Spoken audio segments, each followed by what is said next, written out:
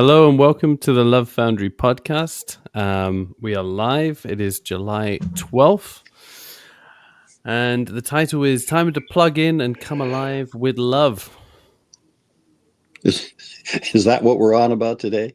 That's what we're on about. Plugging in, coming alive to love. Yeah, Taylor may join us in a few minutes. She's busy hog-tying kids in Hawaii, so let's see how that goes.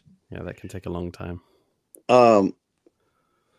Yeah, the question is, what's up for today? What's going on in the world today? Because that's where we are. We're all there, and it's now. Now is the only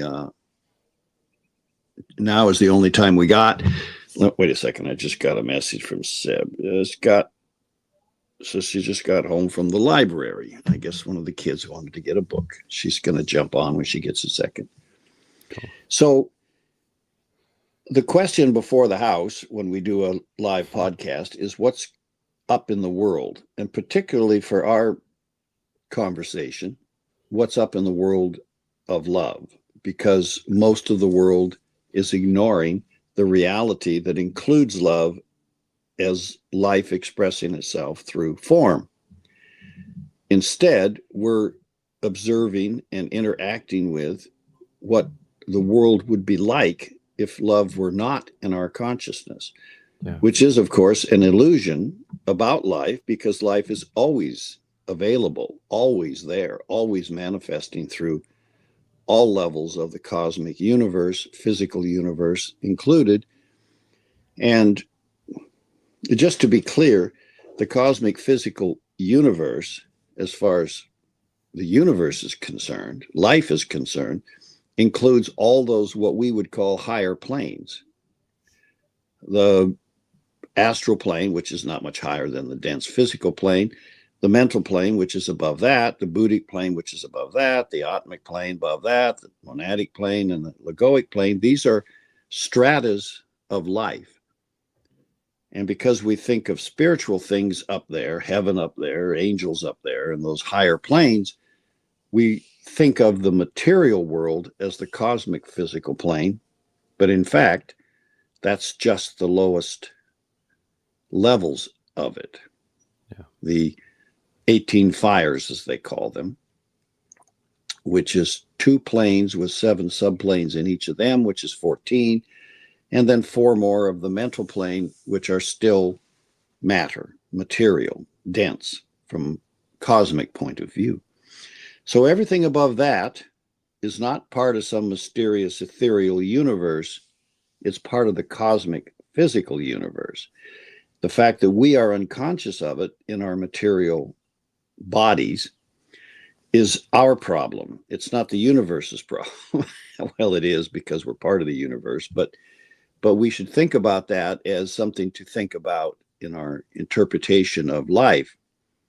Completely outside of the cosmic physical universe, with all of its planes and subplanes and all of its myriad lives, is a cosmic plane, the cosmic astral plane, because that's reflecting itself in our astral plane, in the cosmic physical. So all of the cosmic planes reflect themselves in the various stratas and layers of the cosmic physical plane, just as your physical form has all of those levels in it, if you choose to make yourself conscious of them. And you will at some day do that. All of us will, because we'll want to. We'll get hungry for it. I mean, if there's something in the fridge, at some point or another, we want to go over there and open the door and see what we can eat. So, and humanity's been working its way through its desires and appetites for the densest material worlds, to the point that we've been ignoring all the subtler ones that are within it, deeper, less obvious. But that causes an imbalance in the human race, which has led to the difficulties we're in now. And that imbalance is basically due to an ignorance of love itself.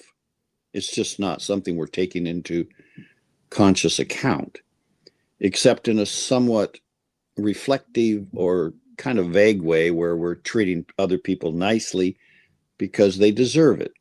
it's something that love would do, but we don't know how to empower ourselves with that energy So and distribute it. What? Can be right back.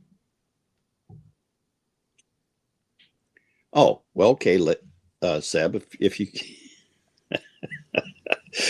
if you're gonna go, then I guess you're gonna go. So what I'm saying about this energy is it's available and it's in the environment. And when we hold a podcast, we are interested in turning our attention to what's up in the world right now, inclusive of the kingdom of love, because it's always here. It's always acting. In fact, it's causing everything else to appear. And the way it appears is the way in which we personally relate to love. And the way we have shown in the past, which is what karma is about, how we relate to it. Oh, you're back. I'm back. Now, you went dark. You didn't just go away. So did you put the thing on stop or hold, or did you just walk away? It's still going. So I removed myself from this stage. Yeah, sorry, I had to go. I had a roommate who locked themselves out, and they were shouting for me, so I had to go rescue them back in. Okay, well, they don't deserve it, damn it. We're on a podcast. I know. Well, but that's the point of live things. Live things include life, your roommates included. You don't have to turn us all off to do that, because we're still talking, we're still relating. But I don't know that. You see, I don't know that when you go away and everything goes blank over there because you left the studio, whether I'm recording or not recording, you're keeping that secret to yourself. Yeah, I should let you know. But yeah, you're still live. You were live. You're still in. Well, it doesn't matter. I just carry on. Life. Yeah, it's life. Life is a thing that, as John Lennon says, it happens when you're making plans. So yeah, and the same thing is true. Taylor's back from the library trying to put away things, and eventually will join us probably. So what's going on in the world of love right now that humanity should perhaps be aware of? Well, us discussing what we think is going on there is not nearly as important as people tuning into it themselves, because there's such a vast enterprise. A universe of love, a planet of love, a solar system of love is an amazing and major function going on. So everyone needs to tune into their perspective of it, their window into it.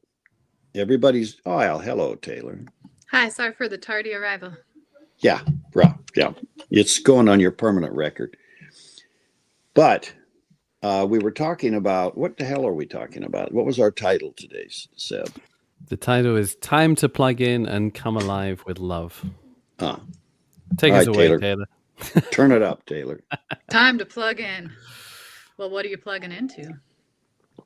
Well, we were just discussing the reality that most people on the planet are not tuned into, plugged into, active in the world of life, inclusive of love, as a dynamic property. It's a dynamic property of life, but it's not a dynamic property in our conscious awareness, unless we happen to be in an act of love, making love, doing love, creating something with love. In other words, we're love adjacent, so to speak, because the human habit of being unconscious of love is so deeply ingrained in all of us. Yeah. And I see what you mean. And is that true in your life, do you think, or is that just me making it up? No, I know what you're talking about, though. It's like the time that you're actually in it is when you're swept up in it, almost. It's not a conscious act. It's like it overtakes you. Yeah. So, kind of. So you experience it, like falling in love, or things like that, where it's so powerful. Going to the library. It's just there, but it is. It's like everything is that act. I mean, there's nothing really outside of it. It's just, how do you plug into that consciously and stay connected? 'Cause you really put yourself in the posture that we've talked about a lot. Right. You're there, but how do you stay plugged in, to that consciousness without, you keep building up that momentum, you start building that connection, and it grows, obviously, but there's got to be a way to just plug in and stay connected. Right. Well, I expect that you're going to tell us that in this podcast. I'm glad I'm here. Well, yes, because you have within you the faculties necessary to do that. Every human being does. And over the period of the human race, those faculties have gradually and slowly been coming into our awareness, where we realize, oh, I really can throw a ball. I really can do things that I didn't know I could do. If you go out and get a potter's wheel and set it up in a little studio at your house, you're going to look at it when it first starts turning, and you're going to see a lump of clay sitting there. And that's it. It's a lump of clay. How to turn that into a pot that you paint and fire in a kiln, that's something you may not know how to do. So it just sits there and looks at you as the little wheel turns, and you think to yourself, what do I do now? We're not much different than that when it comes to the dynamic energy of love. It's what life puts into the cosmic physical universe to make it live, to make it create, to make it active, to make it dynamically feasible. And as they say, love is the energy that caused the spheres to rotate, which means everything from an atom to a human being to a planetary system to a solar system to a galactic whirlpool galaxy like the one we're in. So from the little to the big, it's love that causes it to rotate and to live and to be dynamic. Now, how are you going to make yourself conscious of that energy? But because remember the esoteric axiom, if a person is not conscious of something, for them, that thing simply does not exist. That's the trouble with conscious awareness. If you're not conscious of a thing, for that moment that you're not conscious of it, it ceases to exist for you. Now, when you drive away from your property and go to the library, the property doesn't disappear back into the void from whence it came.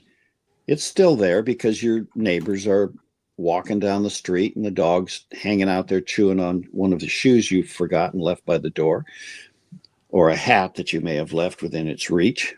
But the point is, you're not conscious of it. It's out of your awareness. So for that moment, it's not existence. It's not in existence for you, literally. It may be on fire. It may be burning to the ground. There may be fire engines all up and down the street, but you are completely unconscious and unaware of it until your phone rings and somebody says, hey, did you know your house is burning down? Now suddenly it's back in your consciousness. And this is true of love, the very essence of life that gives life to everything, creative power to everything. And humanity is so unconscious of it that we haven't yet, as a group, a planetary group, realized this. Now, why haven't we realized this? That's an important thing to realize, because that's what makes reality real, not just movement, not just activity. Love is a property of life. If you take it out of your consciousness, then what have you got left? You've got some will energy left. You've got some intelligence left floating around, but love makes things go round. So how do we become plugged into that? We don't just want to plug into life. We want to plug into, or to love. We want to plug into life with love. But you're already plugged into your willingness to live. You're willing. Your heart is beating and you're active and you're dynamic. So will is moving along in you. And, you apply it to everything you decide to do next.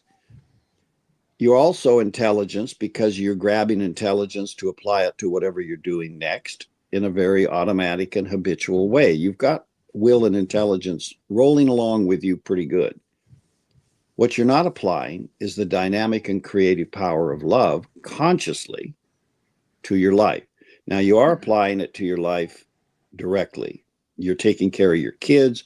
You're cleaning up their mess. You're combing their hair. You're talking to them in a nice way, or you're not talking to them in a nice way, which, knowing your kids, it could go either way.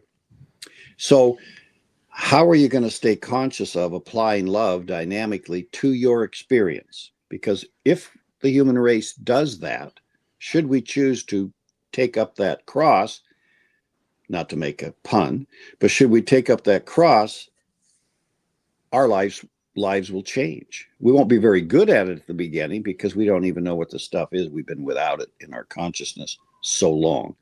How do you love something? Not the action of how you do it, but the knowingness of applying it. And that brings you up against, do I want to? Do I give a damn? Now, some people just don't give a damn. They're very busy digging holes, and they don't care about love. They just care about whether or not that hole's deep enough to bury the body they've got next to it in it. So how do we think this through? We have to recognize in ourselves that we have faculties that we have not fully developed. Yeah. Like visualization. Can you visualize an apple? Not see an apple. We know you can see one in the store, but can you actually visualize a Washington Delicious? They're red, they're crispy, they have a certain shape, they smell a certain way. When you cut them, if they're ripe, they're crisp, juicy. You see, the more you can visualize that in your intellect, in your mind, the closer you are to being able to apply yourself to wanting one of those things with your emotional nature, which says, God, I really do want one of these right now. And then immediately life sets about producing an apple in your life. Because the next thing after, hey, that thing looks really good in my mind, I think I'd like one to make an apple thing for dinner. Then you remember the Ralph's right down the street or some grocery store has a bunch of them. Maybe not Washington Delicious, maybe they're not in season. Let's go find out. So you're on your way to getting an apple. But that started with imagining it, desiring it, and setting yourself in motion towards it. So if you want love, and it's a complete, you don't know what love looks like. You know what a Washington Delicious apple looks like. But what does love look like? How does it taste? How does it feel? See, the emptiness inside a human being of the reality of love makes even imagining it early on in the game. Later, you get better at it. But imagining it a challenge. But without imagining it intellectually, without thinking about your aspiration to have it in your life, it's hard to set those powers of nature in motion to produce it for you. Yeah. But it's no different than an apple. If you want it fully functional around you, take some time to get to know it, to think about that process, to put that in motion. Now that's the process of visualization with the apple, but then it becomes a little more when you add emotion to it, because emotion is a power. It's a current, like electricity. And so if you turn up the emotion, you're intensifying the desire for it. And that makes it more imperative in your life to the point where you reach for the car keys because I've got to go get an apple. Well, do you think love is there too? Do you think part of why this is such a long process is because we're looking at basically trying to fill that void within us with everything that is not love, and there are a lot of things that yeah, but that's a secondary problem. The first, if you're reaching for, if you can't find a Washington Delicious, then you can find another apple. There's lots of different kinds. We've bred all kinds of apples, galas and all these different apples, so we can go find something that's not the taste I was looking for, but it's close. That's what we do with when we can't find what we love. When we can't find what we love, it's the old song, if you're not with the one you love, love the one you're with. So, Taylor, you know all about that song. Just kidding. Well, so what do you do about all that? You figure out what's missing. And we're so far from love without any capacity to know that livingness, coming alive Look, it's the thing that makes life vibrant in a way that there is no comparison to, because it's the energizing aspect of life itself. Now, maybe it has other energizing aspects that we don't know about, but if you're going to enter into ecstasy, you're going to do it with love, because love vibrating inside a human body can create ecstasy. Now, everybody thinks they would like that, and it's not a bad thing, but you can't live in that state of ecstasy all the time, because your nervous system is not able to handle it and go on about its normal business. It will someday be able to, because when you raise the purification of your body is not some religious concept about being worthy of God or some silly idea like that. It's about being pure enough that you can pass a lot of the current of love through your nature without overheating, so to speak, because that's what happens.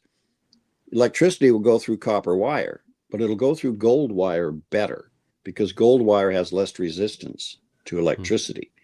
So if you put too much electricity through a copper wire, it's going to melt. It's going to heat up. And if you try to put it through an iron wire, it'll heat up really fast. And it won't transmit at all through some other materials. So we're no different, because we're built out of the mineral kingdom. We're built out of these substances.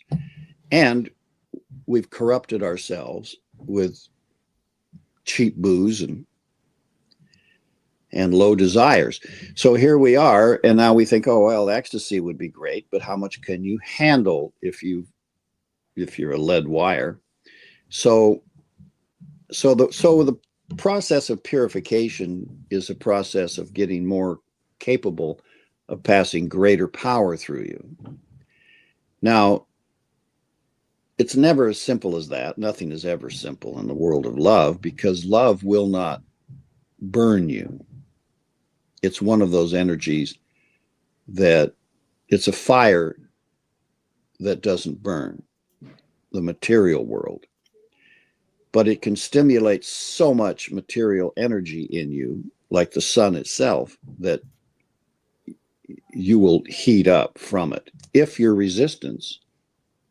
resistance in the wire to electricity is high enough, the wire heats up.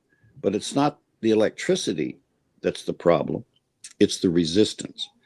And in us, we have built so much resistance into ourselves to the energy of love. We've diminished our capacity to experience great life in us, that most humans could not endure that much of it.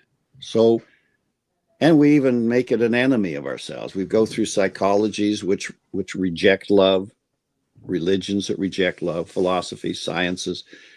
We've really fallen far down into the rejection of life in its pure, active form.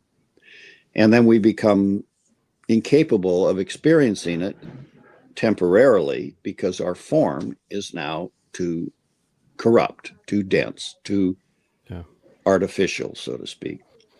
Is that both consciously and in a material way, or is the material just a reflection of the conscious resistance that we kind of have within us? Well, as the saying goes, you are what you eat. So we've had a steady diet of things that are charged with energies that resist love. Bad food. And we don't always know what those are. We don't know whether putting Roundup in the middle of the DNA of corn causes a resistance to love in us or not. There's a lot of people that are concerned about interfering with the DNA of wholesome and natural plants by putting things like Roundup, which is a pesticide, in them. Could be not healthy. Now, I don't know where they would get that idea necessarily, but people are thinking that. And water is no different. Fresh water, clean water, pure water. The human body seems to do well with that. It flushes out contaminants in our cells and things like that.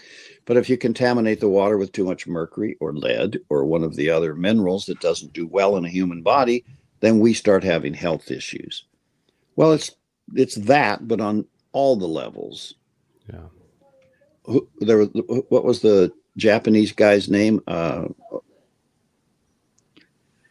can't remember his name. But he would make snowflakes out of water by charging the water with certain emotions and energies, and it altered the way the snowflakes form. I think it was Satoshi. In other words, huh? I think it was Satoshi. Yeah. I think there's an O in it. Well, anyway, it doesn't matter.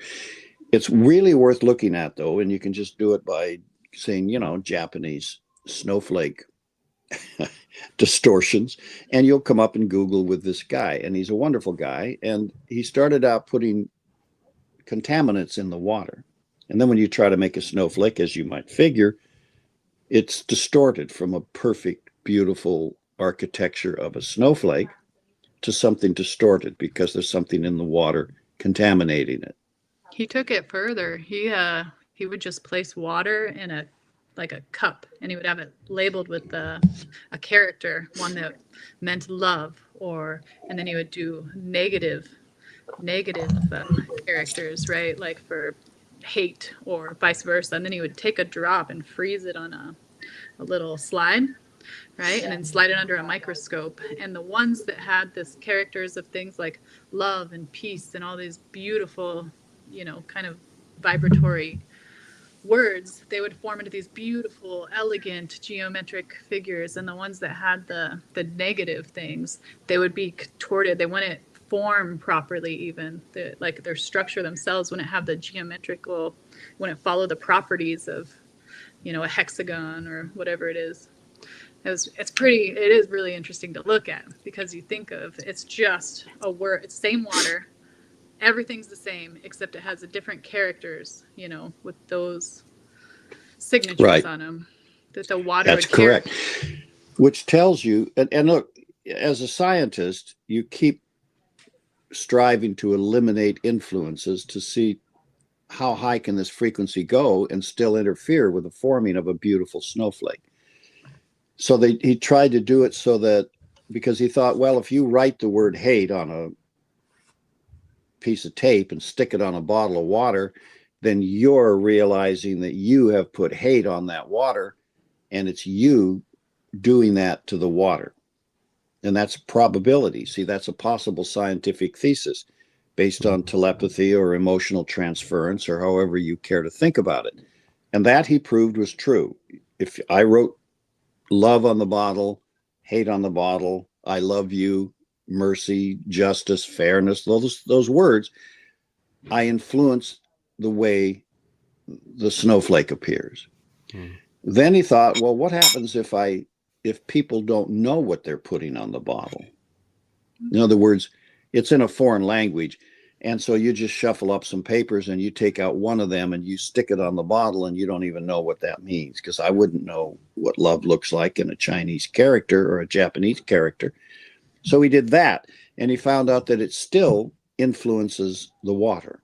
Even when the person doing it, the student in the laboratory, doesn't know what the symbol represents. So now he's got a whole nother thing going on. There's something in that symbol that interferes with the water. And that partly gives us an insight into the nature of love, which gives us insight into the nature of meaning.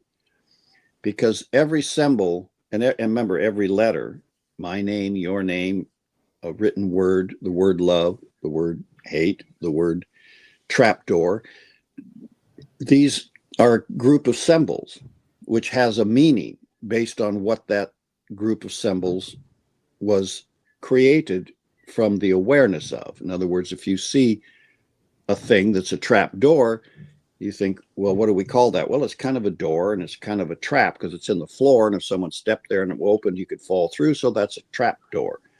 So we name things according to what they symbolize. And that brings us to the meaning behind the symbol. And the meaning behind the symbol of all material things is there. It exists. You can't create a thing without the meaning coming with it. Now, a tree is a tree. It creates itself from the seed. But behind that outer form of that tree is the life of the tree, creating it from its meaning. Mm-hmm. Now, that's a first step in the direction of love. If you want to incorporate love into your life, get to the meaning behind the symbol. And that starts a process of activity in your consciousness, in your visualization, in your imagination. And this is a really important issue because humanity struggles with this.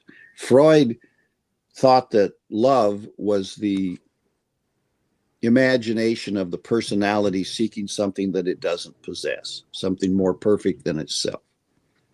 So it was an emotional approach towards fantasy. Now, others will tell you that love is not that at all, and that we have in us this desire and hunger to embrace that which we are unconscious of, which actually is creating great beauty and great truth and great harmony in the universe. Now, from a certain point of view, Freud is right, because if he was a master of mind of the personality, the human personality. So when you take the love out of it, what you've got left is this mess that doesn't know anything about reality. And if it's just sit around hoping that it gets laid this weekend and that's its idea of love, then he might be right about that, because it's an emotional desire for something to give it pleasure. So if you're just defining the human personality, then Freud is a really accurate guy, because he really studied the human personality.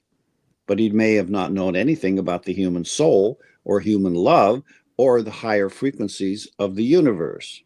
Yeah. He may not even been trying to figure those out. That's not his job. That's the job of Kant or Camus or some other philosopher or something, one of the Stoics from the Greeks. Let them do that. I'm looking at the human personality and I'm trying to define it. But imagination is defined by those who experience the fullness of love as a power of love to visualize and create from itself. So it's really a question of what you are identified with. If you are identified yourself as a physical personality, the animal in which you live, the emotions that you have, the thoughts that you think, if that's all there is to you, then you're going to be very limited in your assets. You're leaving your best assets on the table. But if you say, I think there are deeper assets in me and I want to activate them and bring them into my conscious experience, and love is one of them, then you start looking for how to do that, which is why we created the Love Foundry. It's not a book full of answers. It's a way to experience the deeper part of yourself that holds those realities ready to be released into your conscious use. Yeah. Does that right, Taylor, or no? Yeah, absolutely. Okay. Well, if it's in line with the thinking that you were expressing a moment ago. I wanted to look up the doctor, because I'm not getting the name right, that was doing these experiments, because it's really cool. It's worth looking at. I think it begins with an O. Tomo Kazumi. Does that sound right? I don't know. I don't. Oh. I just looked up, experiments with water crystals, and that's the doctor that showed up. But it's easy to find. It's really well known. Yeah. Stuff. Yeah, it is. And he was brilliant. But I don't want to leave them. And when he first did it, and I remember when it first hit the news somewhere back in the 70s or 60s or something, and he may have been doing it for years before that, and we never knew it because it didn't get to our shores. But when it first did hit, then a lot of the scientists were like, yeah, oh, this is a lot of new age hooey wooey, and so okay, that's fine. Maybe it is. But when it's kind of like Kirlian photography, which is what the Russians came up with, which demonstrates the etheric body of something by cutting a leaf in half and then stimulating the remaining half and then photographing it, you see the missing half. And how can you see the missing half? Because it's gone. What you see is the etheric energy of the missing half, which is still there with the wholeness of the leaf. It just lost its physical body. So that set a whole bunch of thoughts in motion about these invisible forces that exist in the material world, as did Ozumi or whoever the guy was that made the crystals. But look how far they took that. Yeah, now they no, got it's still entanglement theory that they've proved. They'll take something as far as out of the atmosphere, right? Right. And when something is affected out there, it affects the part that's still here. It's like really crazy how far physics has taken that. Well, this because they study stuff. It started as art, like you were saying, like these these Russian artists, set that in motion. So it's that same thing, you take it back to the apple. It's like you start with this image making power that you have that comes from where? Where did that come from? And you focus in on that and you start, and when it expands out, just to take it back to focus of the podcast, which is love. It's like you start with that imagining and you put it there and you put it in your imagination and like that snowball effect. I mean, it's pretty amazing how fast it can grow. Well, but the thing about it is deceiving. It's deceiving because you live in an instinctual nature. Right. Like the tree, you have an instinct. The plant instinct is to create the plant that's in the seed. There can't be anything in the tree that isn't in the seed. This is kind of a spiritual axiom, which may or may not be true. I think it's probably true, but because the seed builds the potential in it to unfold itself into the tree. But it's going to have to draw all the material atoms of the tree out of the earth around it, the space around it, the air around it. I mean, so 80% of a tree is taken from the air, which is carbon. That's where CO2 and trees come into games. But the point about that is that the being that you are is growing a human, but from your instinctual nature, because you're in an animal, you're living inside of an animal. And a cockroach is an animal. Not compare Seb to a cockroach, but I mean, if the shoe fits, what can I tell you? So maybe he would rather be referred to as a koala bear or something more huggable. But the point is that we are a manifestation of an instinctual nature. And so, but we are also more than that, because you're more than the animal you live in. And that's a controversy which from a scientific point of view, they weigh people and see if they're lighter when they die and all of that stuff to try to figure out how much does the soul weigh. But the reality is that you are not your thoughts. You're thinking your thoughts, and you're not your emotions. You're qualifying energy into emotions. And you're not the physical form you're in. You're eating food to build that form according to a blueprint inside of you. Mm-hmm. So who are you doing all of that? Mm-hmm.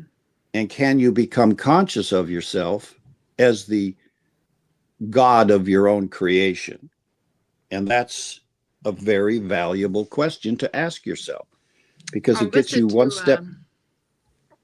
Sorry, I just something came to mind I listened to today. I was one of the Hawaiian elder, they call them kapunas, that was talking about that there's two of you.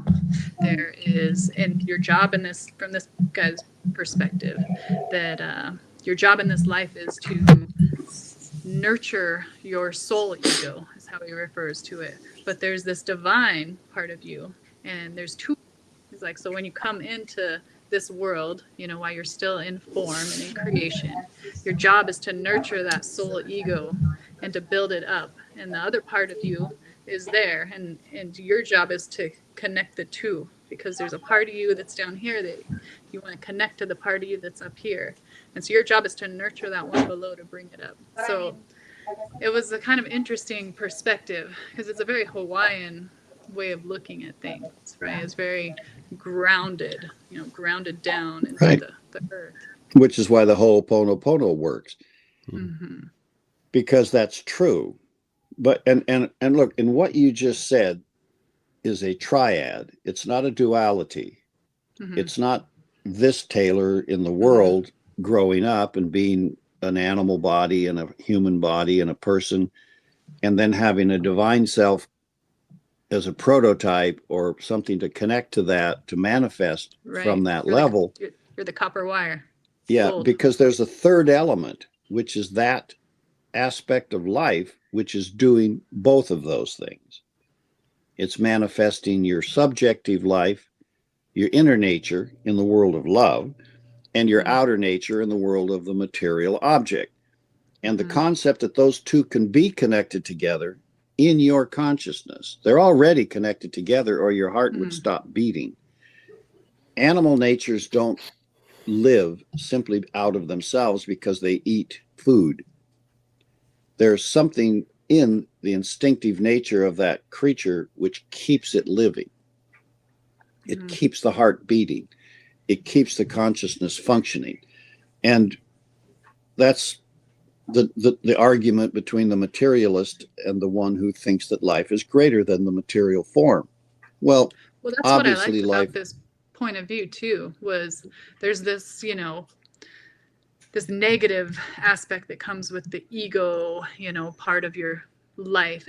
And I like this perspective because he's talking about nurturing that, growing that up rather than trying to push it farther away or down, right? Like there's the unifying aspect. Yeah, but it was like a way of uplifting the wholeness of it rather than, push this one down so you can grow into this one, and it actually stretches it farther apart. So yeah.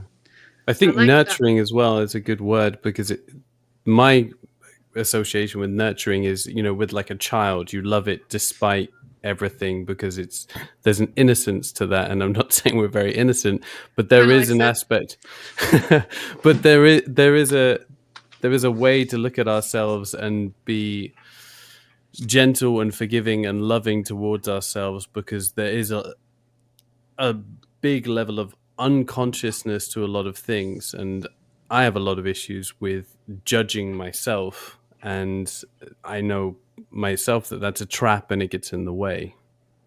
Well, if you judge yourself, you judge everyone else too, because they're measures of yourself. They're better looking than you or not as good looking as you, but the judgment applies to everything.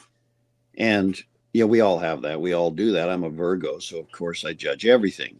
But that's so. Jack says it really well. He says, if you can see it, you got it. It's the reason that you're able to recognize it is because you got it. Yeah, that's right. That's so we might as well recognize that it's all true. Hemingway wrote a book, The Sun Also Rises, and the whole book is a story of what's passing through a man's mind as he's dying.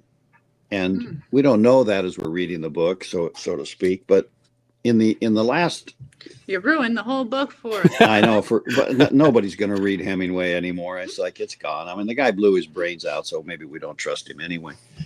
But the point is, the last line of that book is that I realized that there isn't any one true thing, which everybody thinks is this truth and that truth, and they're right and I'm wrong, and they're right and I'm wrong. And so, but there isn't any one great truth. It's all true. That was the summation of his thought about writing the book, which if you can write a book out of that idea, then you're a good writer.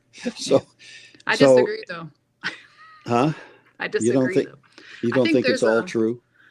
Well, I think that there is an ultimate true, but there's just a million trillion countless ways of getting there, and all those paths are leading to that truth. So they're true in their path to it, but I believe there is an ultimate truth at the source of it all. Yes, but it's the comment was, it's not that there's any one great truth, it's that it's all true. Yeah, well, I guess, and that's the source that's the source that's causing all of those beams of light, or those aspects of perception for us to see as we look towards love, which is perfect. You see, what is the nature of Christ consciousness? What is the nature of that concept in human thinking? It's perfect love. It's the love that is everything added together at once, at cause. And then as it streams out into the universe, each ray of that looks to the one who is on that ray, who is the animation of that ray, as if that were true. Because they're right. It is true. I'm true. I'm true to that. But that doesn't make you not true to your particular point of view. And we don't know that that's true about the Israelis and the Arabs and the Ukrainians and the Russians and the Chinese and us. We don't know that all of that is true until we become conscious of love. Once we become conscious of the purity of love, the wholeness of that unity, then we see that that is true. It's all true. And it all leads back to one thing. And I am a part of that one thing. Or maybe I'm all of that one thing, seeing myself as a part of it. So that brings us into unity. That brings us into the realization that there's nothing in the universe that you aren't at one with, actually. Now, if you're not at one with it in your consciousness, whoa, mind blown. Well, again. So the question we're looking at here is, how do you connect with that vitality that knows that feels that? I have a question that may or may not be exactly relevant, but I hope it is, because I'm preparing for 7th grade, right? And so I'm always reading, some of Steiner's lectures on this stage of development, Rudolf Steiner. And there's a part of this lecture where he talks about the heart, and he's talking about how, it's not exactly what everyone thinks it is, but it's an organ of perception.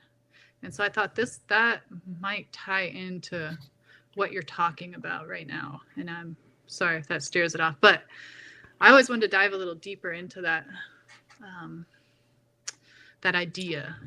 Anyways.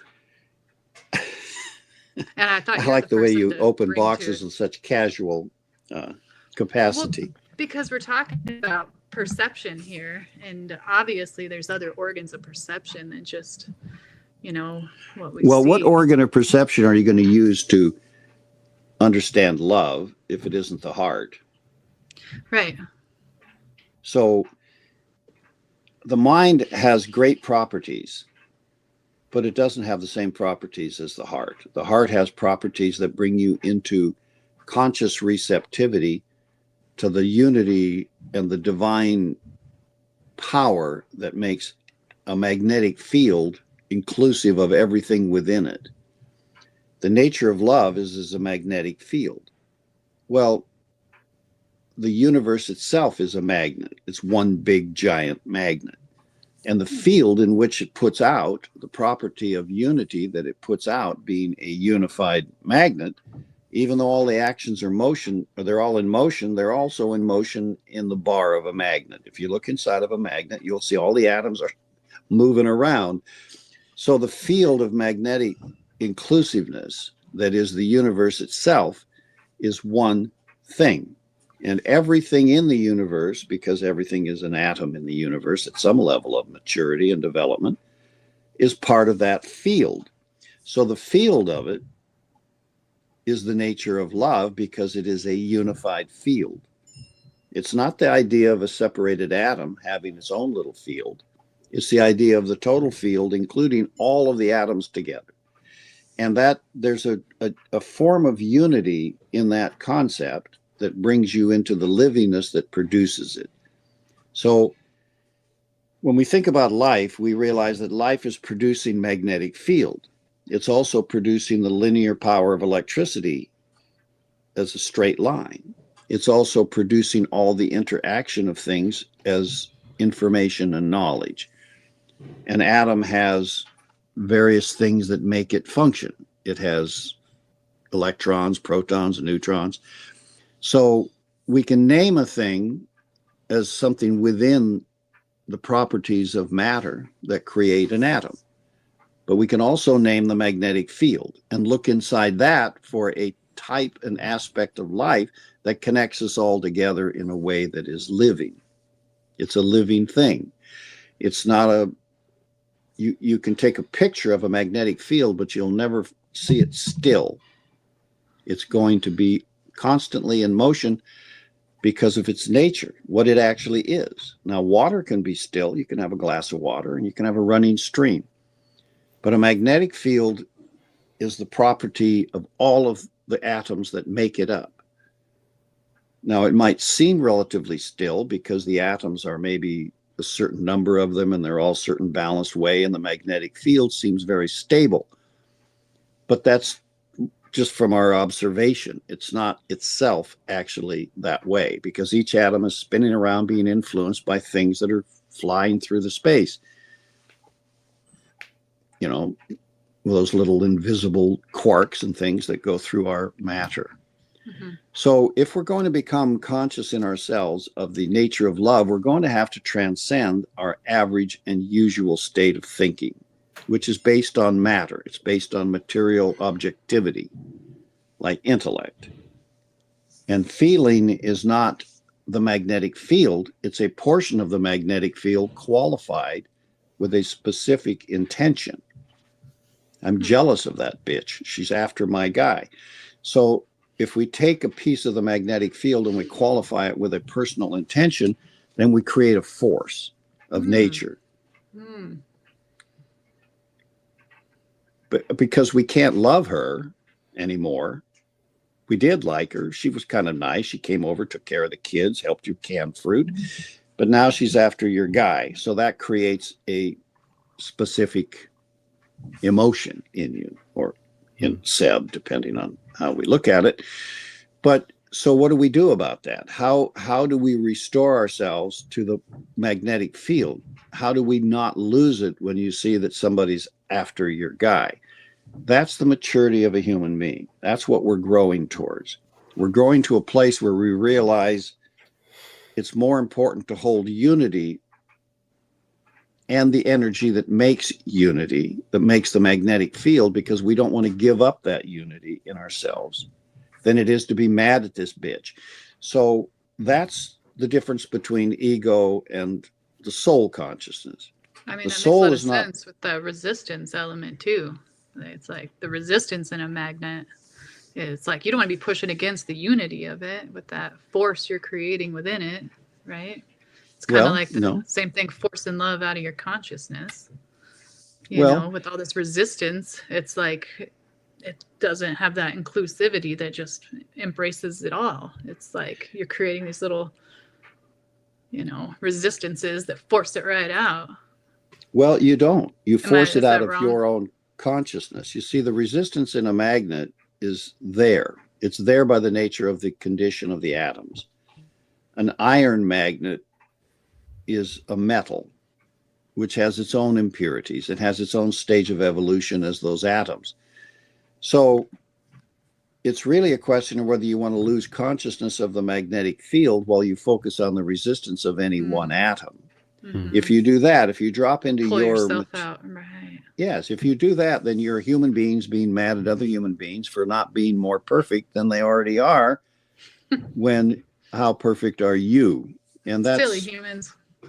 Yeah. Silly human. And that's where we get these things of, you know, worry about the beam in your eye and not the mote in somebody else's. Mm-hmm. But I always look at it as it's getting involved in the drama, because I feel like human life is just full of drama if we want it to be.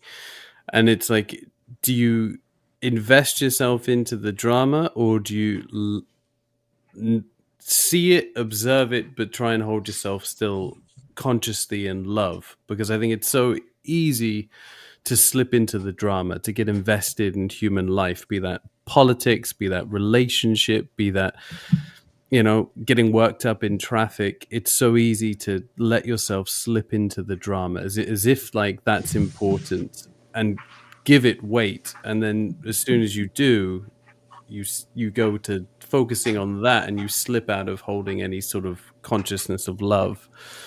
Okay, but what's wrong with that idea? I don't know. Include love in it, right? Well, no, but yeah, what's you wrong can. with drama? I'm just saying, And have fun. The way that I address it, because I come up with this. Don't worry, Seb. We all know what the hell you're talking about. We all experience it. But whatever I can approach it with a spirit of fun, like it's the human drama can be a fun, just like theater or, something like that. And then you're able to keep that continuity with love in it. And then sometimes it overtakes you because human drama can be heavy, can weigh on you pretty well, good. Look, if you ever been to a funeral, Seb? yes. Okay. Well, at a funeral, we're in sort of a, what am I supposed to do here? Cry because we lost this person that we all liked? That's what everybody else wants to do, but that's not what I want to do. See, I don't cry well, I have cried at funerals, that's for sure, because grief is a real thing. But the spirit of life offers you other options. It offers you the option of joy. Now, how do you have joy at a funeral? And is that the appropriate energy to have? So there's nothing wrong with drama. The point I'm trying to make to you is if you separate yourself from the drama that you don't like, then you have fallen into the trap of opposites and separation. I like this, but I don't like that. But no, that's and I part of mentioned life. drama. I just mean when we get lost and invested in it. There's a place to see and like be you're still aware of everything that's going on. You don't need to judge it, but rather than getting lost into it, that becomes your only reality. There's a way to stand. Just you're still a part of it, but not getting lost in it and holding consciousness of love.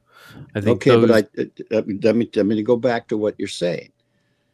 It's if you're aloof from it, you're separate from it. If you're drawing it as something outside of your nature, you see, it's all you. You're already in it. It's too late for you to take a position. If you're the policeman that shows up at the argument that two people are having, then you're in a role. You're already invested. You're there to be the police person. Yeah. And so you have to bring something to it. And they're arguing, bitching at each other. He this, she that, whatever that guy did to me, stole my thing. Whatever that is, you can't avoid your interaction with it. So what can you do?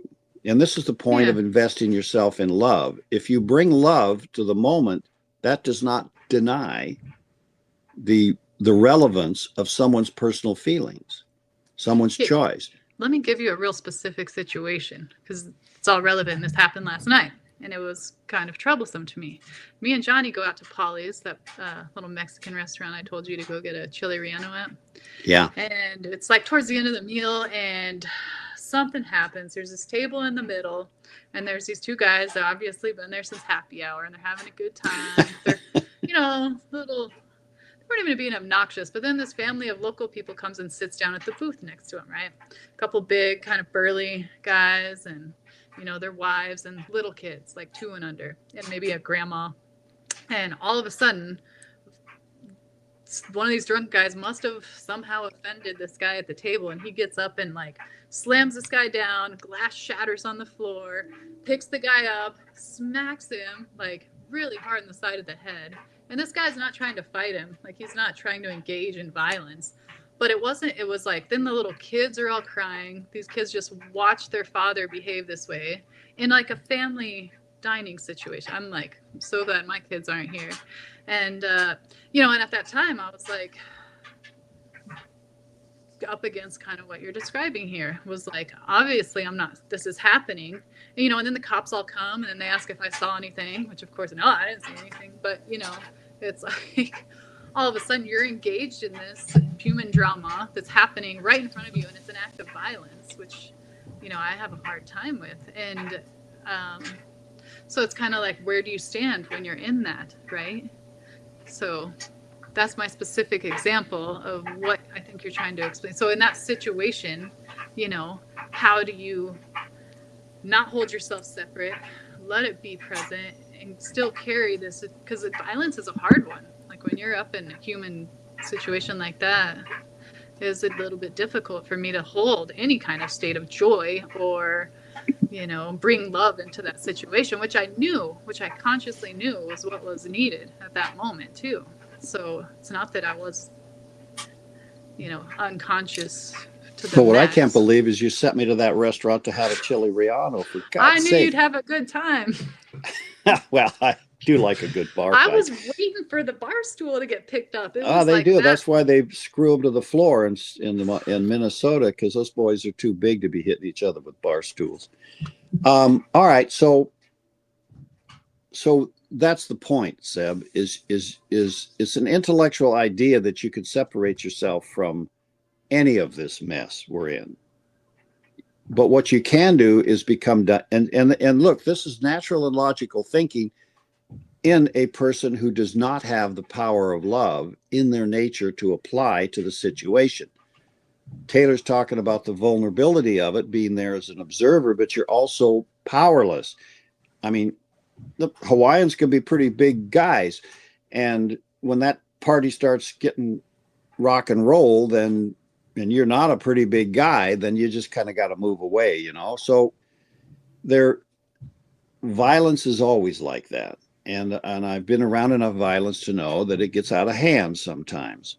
And so, but you're there, you're already in it. Now you can run for the exit, which is a logical thing to do, particularly if it's going to be a gunfight. So it's the powerlessness of human beings that makes us try to find ways to control this. Call the cops, do something, because I don't have the personal power to have an influence in this of sufficient strength. And we can't even, as humans, we've lost even the ability to imagine anybody in the room with us that does have that power. If Christ is in the room, maybe that something can be done. But we don't imagine that beings of that kind of capacity with love are around. And maybe that kind of being would choose to let it go because it's not something they want to interfere with. I don't know, because I'm not that being in that room at that time. But the idea of investing the energy of love into your life changes everything about how you see all of this, because now all of a sudden you're bringing, a gun to a knife fight. Now you have something that has power that you didn't have before. So do you want that power? Do you want the inclusive energy of love to be part of your aspects and attributes, your arsenal in dealing with the human condition? Now, the Maharishis group, when the Maharishi was around back in the 70s and so on, they would send meditators into cities that were in some kind of turmoil. They might send 30 or 40 or 50 guys in, and they would go there and meditate in the middle of the city if it was in a turmoil. Why? To try to bring compassion and harmony to the condition. Now, how much impact did they have on that group global field of energy, which we were thinking of as love? How much can they influence the whole field by being in that field and being dynamically visualizing, imagining, or drawing that out of themselves into the space? Well, it is arguable. Some people say things really settle down quickly when they would show up for this kind of energetic aspect. Some didn't think it made much difference. It doesn't matter what anybody thinks. It's a matter of what people do. And then that grows the process of it. Gandhi's one single guy that liberates India from the British rule by finding group cooperation among his people to the point that the British didn't have any choice because the magnetic field changed. He shifted the point of view. He shifted the energetic. Now that's a scientist applying principles that they understand to a situation in order to bring about a result. So it's true. We cannot want to get personally involved, so that we're mad at the guy that started the fight and we're not mad at the guy that he beat up because we feel sorry for him. You see, that's what you're talking about. You're talking about not taking sides. But that doesn't mean you can't take the third position, which is loving all of them into harmony. That's a concept. That's something that could be done. And Taylor's got 3 kids, and when they're all bitching at each other with a big shit fight going on in the kitchen or something, then she has to come in and create harmony among all 3 of them.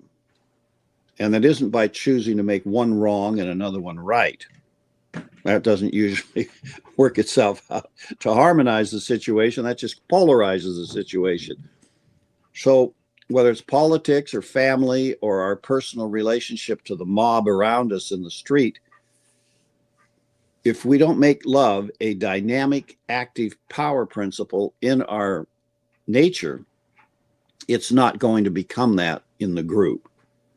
So each of us has the responsibility to do that. And that means taking action with the meaning behind the symbol. Everybody's a symbol, a complex symbol, and of their history. When you put a Hawaiian in the family in the booth, they are complex symbols created out of the cultural experiences they've had in their innate nature and all of that. And then you put somebody over here in another table from Montana, and you got a different set of dynamics. And so how do you harmonize those two together if they have hostilities, or if they have the favorite word in the world, racism, going on in them? And racism is a paint by number picture. Because you're a different color, I can now have a racist feeling, when really I just don't like you.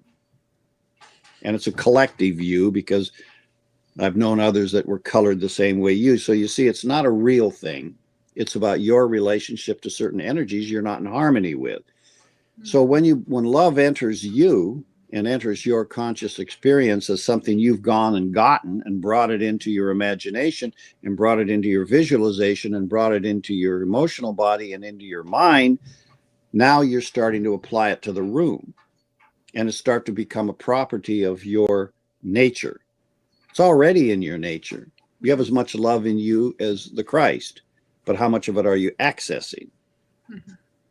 It's just a question of letting it live in you. Right. So we've all got it. We've all got the same amount. And some people squeeze it down till it doesn't even show up at all. And some people try to open up and let it have a lot of action in us. But there's a difference between acting as if you had love and actually generating the energy of it. And that takes a certain kind of discrimination. It takes the ability to see that I want this, I'm posing as if it were real, but I want the reality of it to come out of my heart, or out of my third eye, or out of my being, whatever way you think it enters you, and start impacting the space. That's taking conscious responsibility to be something that you are convinced life is. Now, a lot of people that are spiritual people don't want to take responsibility. They want love to take responsibility, but they personally don't want to. So they think about not acting, not responding, not having any desire in the room. It's kind of a Buddhist thing in a lot of ways to say, well, I want to be a desireless being. Mm-hmm. Okay. Well, the truly mature person who says that doesn't mean he wants there to be nothing where he's standing. What he doesn't want is, Because desiring no desire is still a fucking desire. Yeah, well, that's true. But but when I say I don't want desire to be standing where I'm standing, what do you want then? Mm-hmm. I want to be egoless. I want my ego to not be taking sides. Mm-hmm. But I also want the property of love to be fully, radiantly uninfluenced, even by my conditioning. Mm-hmm. So that's unconditional love, or love unconditioned by my ego. Mm-hmm. Yeah. Now, when a Buddha's being desireless, that doesn't mean he's being an empty circle. Mm-hmm. That means that reality itself is there without him putting any conditions on it. Mm-hmm. And that sounds like giving up your individuality. So people don't want to do that because we love our separate individuality. We love that our foot is a number 12 boot. We like who we are. We like what we are. Even if we despise ourselves, we like the idea of being able to despise ourselves. It's just being alive. Being alive is a wonderful thing. But letting love occupy the space you're in fully and completely doesn't mean you're not alive. It means you're fully alive. You're ecstatically alive. And if you're not interfering with love by qualifying it, you're not being a lumberjack, you're just being a center of radiant love, then you're not limiting it. It's an unlimited expression. But it just means that your own individuality is so crystal clear that it's not coloring it with any of your personal crap.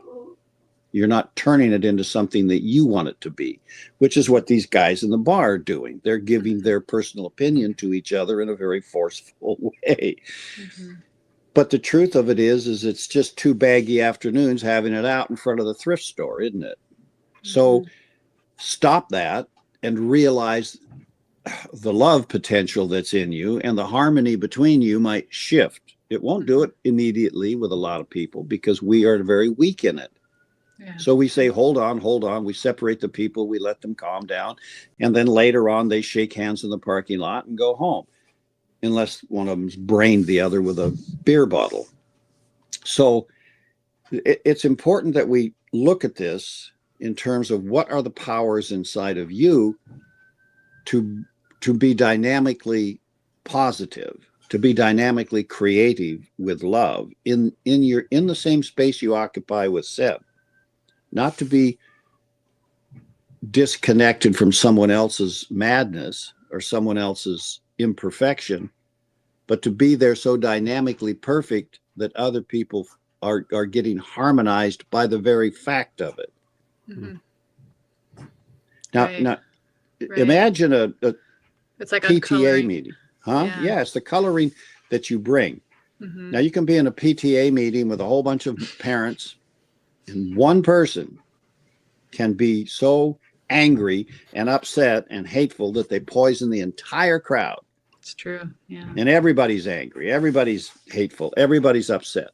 Well, the reverse of that is true also. One can be so positively, inclusively loving that they can harmonize the whole crowd into understanding each other's point of view and coming to a consensus relative to love, not relative to separativeness, not relative to we're right and you're wrong. Right, yeah. Because everybody's point of view is correct from that point of view. It's what you're missing that puts you into an argument with someone else.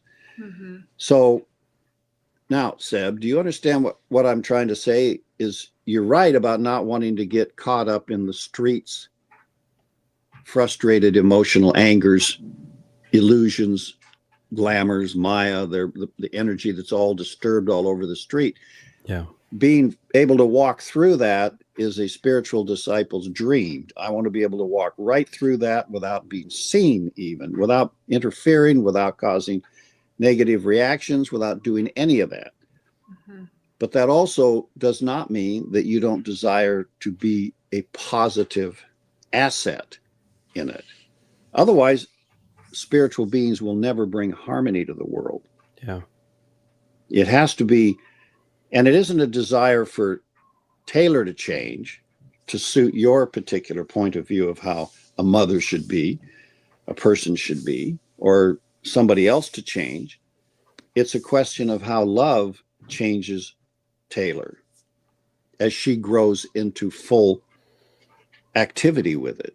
Yeah. Because that's then her release. It's her rightness of expression. And it's hard to be that impersonal towards other people, where you don't want them to give up their conservative point of view, their socialist point of view, their whatever frickin' point of view anyone has, because from their point of view, they're correct. People getting along and sharing in a harmonious way is society being social. There's nothing wrong with that. Seb Everybody has that wants natural that. propensity too. He's got that natural, like, way of entering the room and bringing it like into a group dynamic. Right. Like he naturally does it when we do meditations together and stuff. Seb has that. Yeah. He has that natural. You're talking about towards it. You're talking about. You were gone there for a moment. What is that? That bring like a group into a unity kind of ability. He like naturally. I don't know how, but naturally. Who's he? Seb. Who's?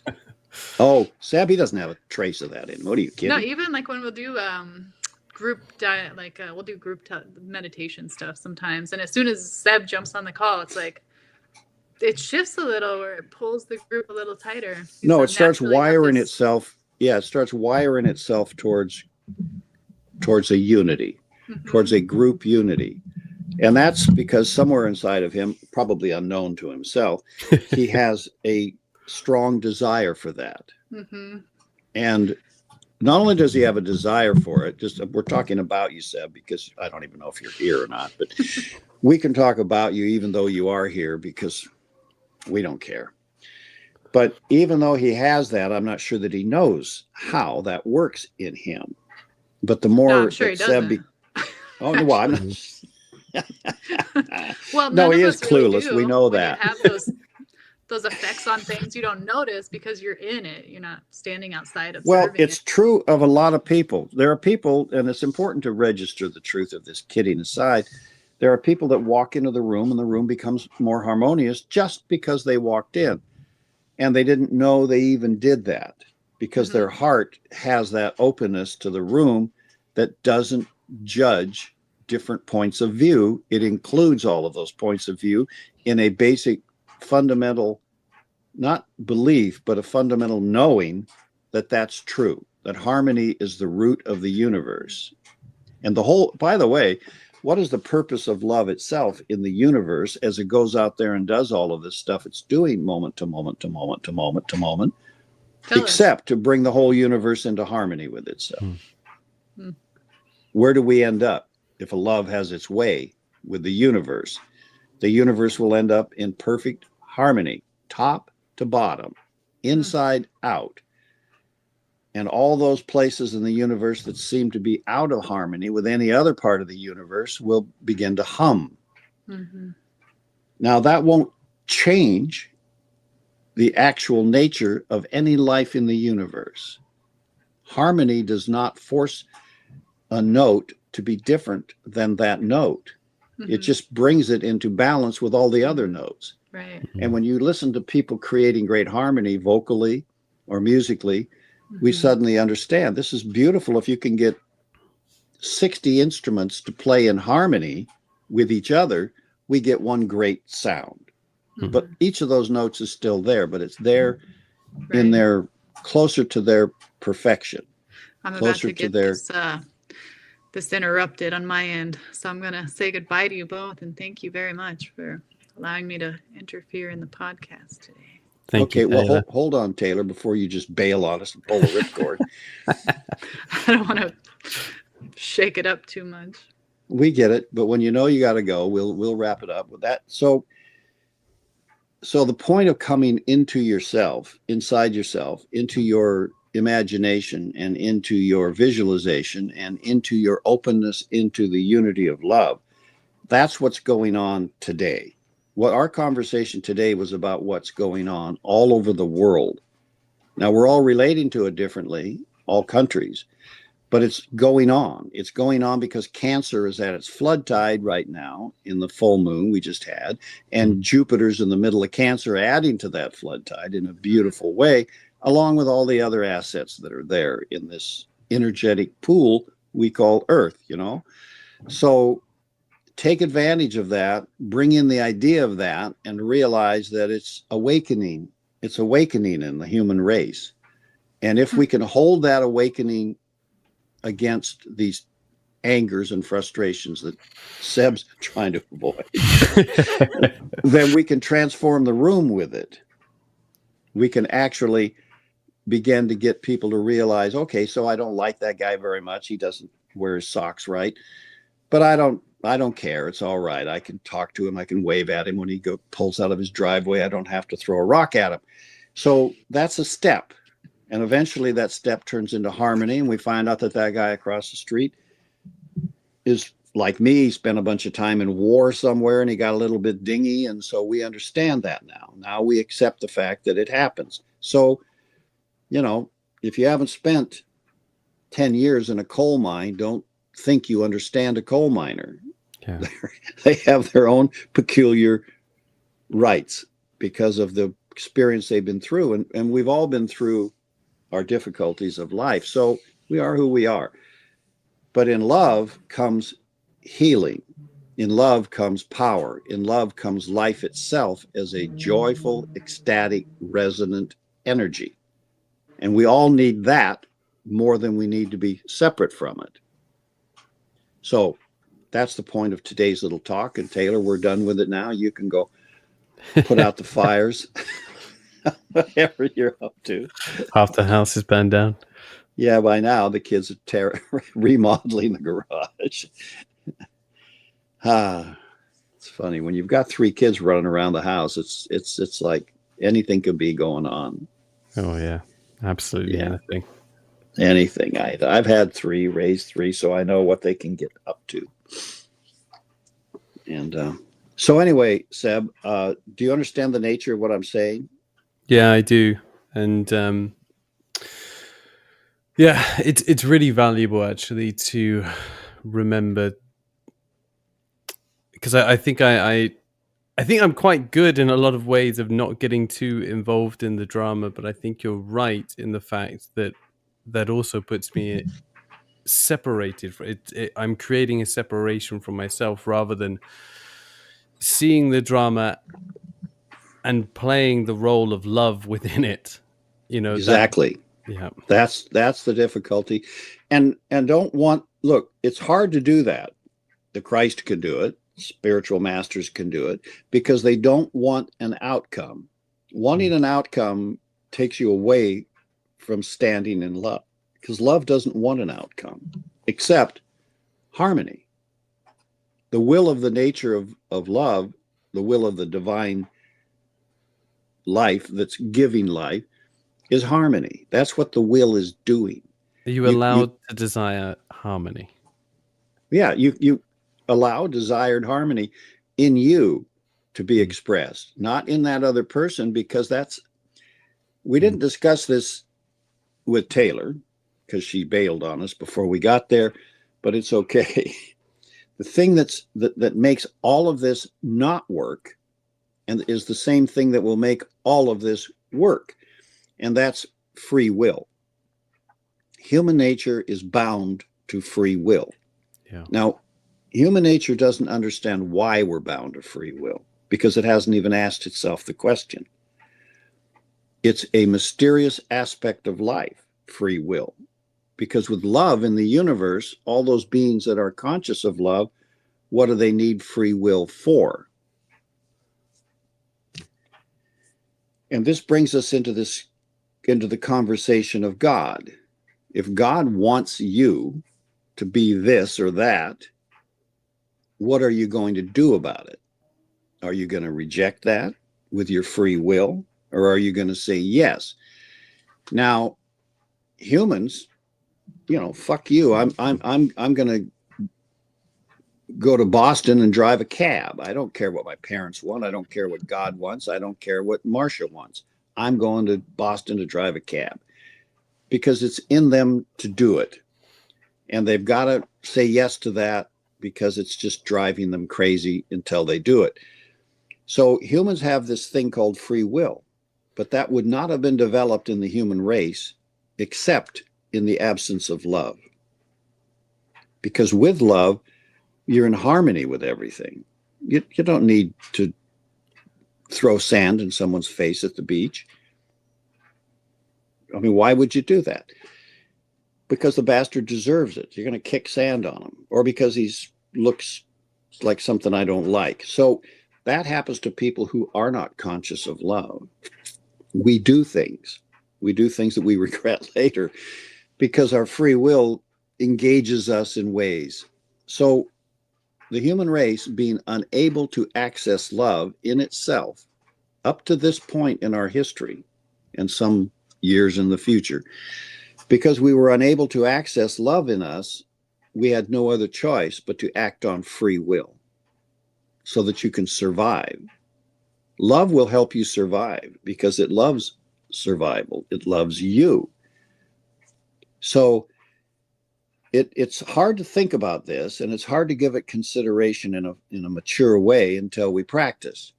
But you can't accept yourself from the conversation of what makes love work. Why do you want it in your experience, and why is it important not to impose it on others, unless you recognize the value of free will, not just in you, but in everyone else. Yeah. Because love will not violate free will. If you notice, people are capable of doing unloving acts towards one another. The human race specializes in that. We call it war.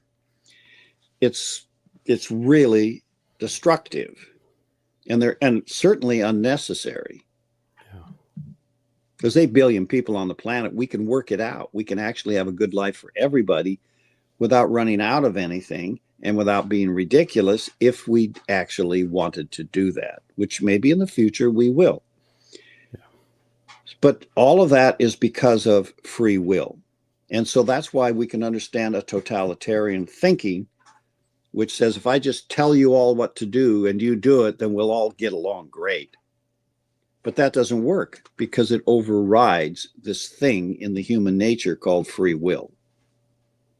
So we rebel against it. That's what's going on in all over the world right now. Those who are imposing will on others are being rebelled against, because love will eventually free them all from that imposition, because it respects free will itself. If love won't violate free will, it's not going to allow anyone else to do it either over the long term. Because if you are violating someone's free will, you're violating love. You're violating yourself, loving them. Now, that's not the same thing as controlling someone who's lost control and is harming people around them.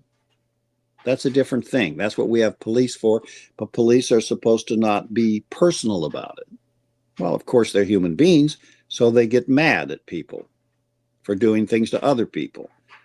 And they maybe hit them harder than they should, or shoot them, or do whatever the police are willing to do sometimes.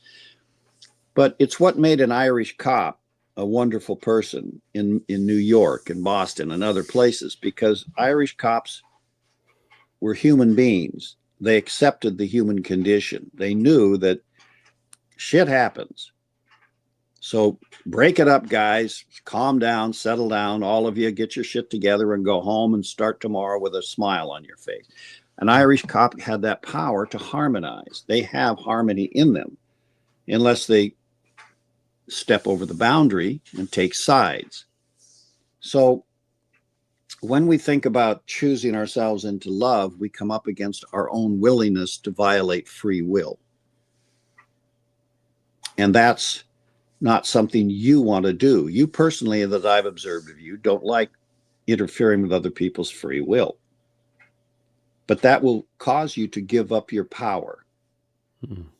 You like group power. You like group consciousness. So you support that in the room. But then you give up all of your willingness in a way that separates you from those people who are acting in ways that you judge.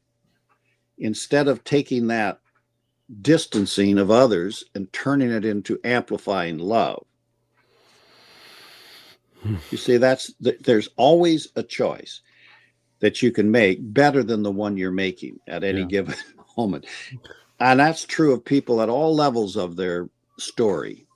So think about what you can do to amplify the unconscious energies of love that you still don't have dynamic power with, that you can't release the powerful properties of love. You can't yet turn water into wine or heal the sick. Maybe you can heal the sick, I don't know. But Not the way love can. Yeah. But if you get out of the way and let love into the room, it can do a lot of healing things. And that means not separating yourself from other people's drama. That means accepting them exactly the way they are in their drama and embracing them with love. That takes ego. That takes your ego choosing to do that, to be that kind of a peacemaker or that kind of a friend. Or that's called brotherhood. Brotherhood is the relationship between egos.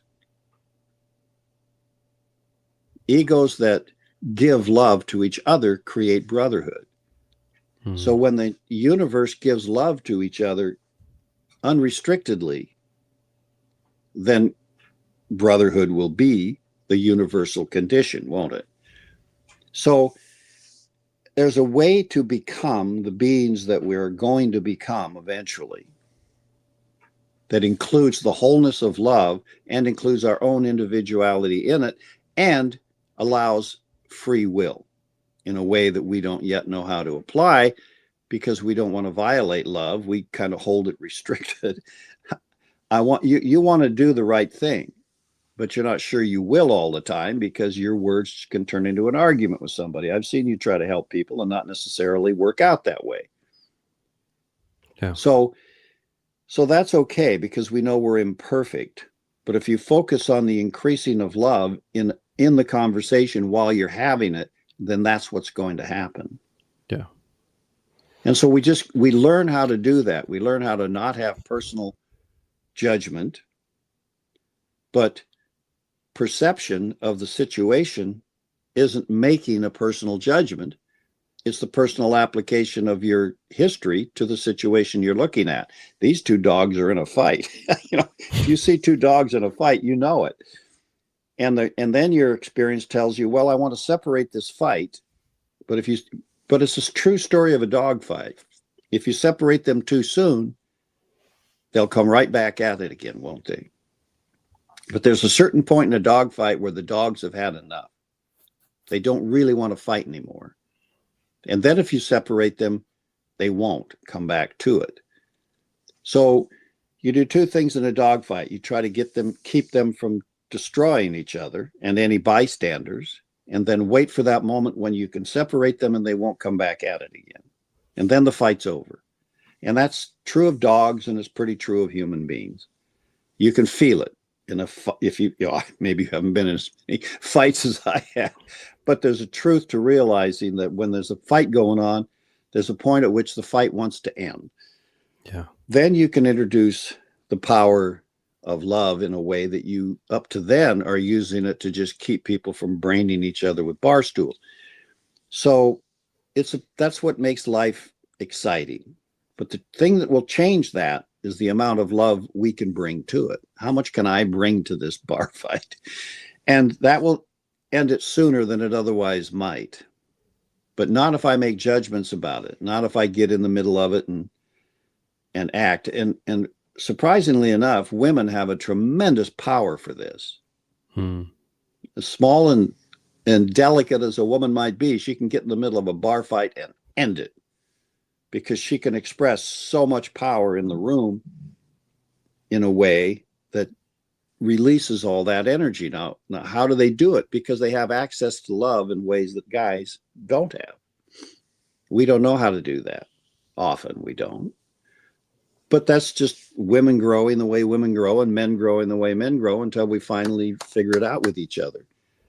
And then we do both. Then we have our feminine and our masculine balancing in us, and then we can be a more whole person like that. But the point of this discussion that we're ending today is that it's inside of you. Love's inside of you as much as the universe holds is inside of you. Yeah. So if you let it into your ego, into your human life, then it can flood out to the world. And if it's not doing it now, figure out why and change it. Yeah. Really, that's the challenge of the human race, isn't it? Yeah, kind of. Because we're not going to stop living. We're not going to stop having appetites, but we can increase love in our group experience to the point where we stop harming each other and the environment over doing it. And you can't do that by forcing laws on people and having some external authority telling them, don't step on the grass. Yeah. There has to be a balance of all of that makes it work. And it's coming, but it only happens when the love in you is real. Might not be big, might not be as big as the Christ or something like that, but it's recognized, it's desirable, it's increasing. Thank you for reminding me about the grass. I don't want to harm it either. Yeah. So you see, there's a rightness to the increasing magnitude of love in the human race. And then people are just saying, fuck you, I'll step on the grass if I want. It's kind of where we are a lot of the time, you know? Yeah. Well, anyway, we've always said this is a self-initiating process, but it's choosing love and choosing to be love in those moments, you know? Yeah, well, it's so rare to us that we have to learn to choose love for love itself. Mm-hmm. So that we can familiarize ourselves with something we've been ignoring, totally ignoring. Now, how you can ignore something as dynamic and real and active as love is something I have no idea about, but we manage to do it on a daily basis. And well, yeah, no, we can do it to the point where it doesn't even seem to exist in our entire culture, our philosophy, our science, our religion, or in each other. Well, that's a pretty thorough cleansing of ourselves, of the nature of life itself in a very real way. So it's time to wake it back up, put it all back, give ourselves some freedom from the negative past, and maybe balance some of the karma that we've created. Yeah. I don't know. We'll see what the next great world religion demonstrates, because it's coming. It's all coming. Anyway, are we done with this for today? We're done, and thank you, Dan. This is and Taylor, who's no longer here, but this has been beautiful for me. I don't know if anyone else, but thank you. All right. Carry on. Here. Thank you very much. Don't you wanna know?